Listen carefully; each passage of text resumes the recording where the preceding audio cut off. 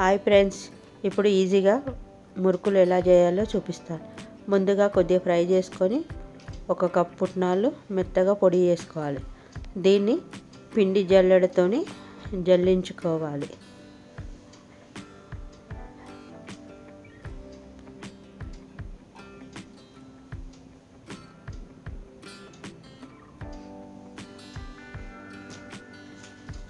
ఇలా జల్లించుకున్నాక మనం ఇప్పుడు హాఫ్ కేజీ బియ్యం పిండి అంటే 2 కప్పులు తీసుకొని అది ఇట్లా జల్లించుకోవాలి. ఇలా జల్లించుకుంటే మురుకులు చాలా బాగా వస్తాయి. ఇట్లా మొత్తం వేసినాక కొద్దిగా పసుపు వేసుకోవాలి. 1 టేబుల్ స్పూన్ కారం, 2 టేబుల్ స్పూన్ సాల్ట్ వేసుకోవాలి. కొద్దిగా బటర్ వేసుకొని అది మొత్తం కరిగేదాకా కలుపుకోవాలి. కొద్దిగా ఓమ దంచి వేసుకోవాలి. కొన్ని నువ్వులు వేసుకోవాలి. అలా వేసుకొని కలుపుకొని కొద్దిగా వాటర్ వేసి మన చపాతీ పిండిలాగా కలుపుకోవాలి.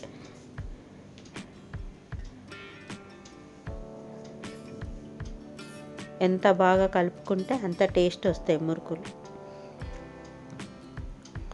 ఇలా ఒక 10 మినిట్స్ పాటు పక్కన ఉంచాలి. ఇప్పుడు 10 మినిట్స్ తర్వాత స్టవ్ పైన కడాయి పెట్టి అందులో నూనె వేసుకొని ఇప్పుడు మురుకుల పీట తీసుకొని అందులో కొద్దిగా ఆయిల్ రాసి మనం కొద్దిగా పిండి తీసుకొని దీంట్లో పెట్టుకోవాలి. అలా ఒకసారి కలుపుకొని పెట్టుకోవాలి.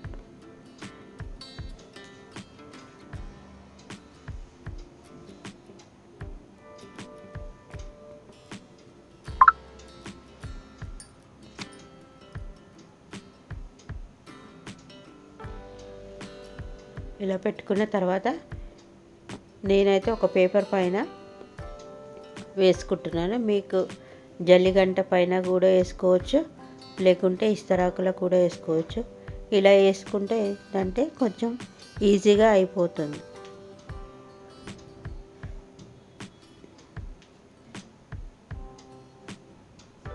నూనె వేడెక్కేలోపు ఇట్లా వేసుకొని పెట్టుకోవాలి. మిగతాది కూడా సేమ్ అలాగే పెట్టుకోవాలి. ఇప్పుడు నూనె వేడెక్కాక ఒక్కొక్కటి తీసి నూనెలోకి వేసుకోవాలి.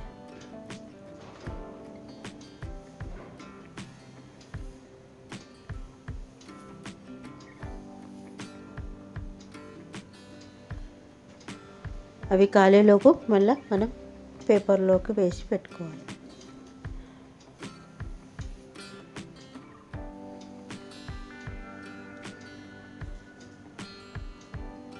ఇట్లా 2 వైపులా కాల్చుకోవాలి బ్రౌన్ కలర్ వచ్చే వరకు. ఇలా వచ్చాక ఒక ప్లేట్లోకి తీసుకోవాలి.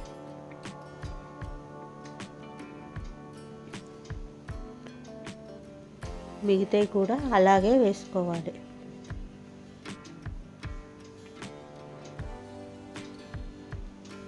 ఇలా ట్రై చేయండి ఫ్రెండ్స్. మినపప్పు కన్నా ఈ పుట్నాల పప్పు మురుకులు చాలా టేస్ట్గా ఉంటాయి.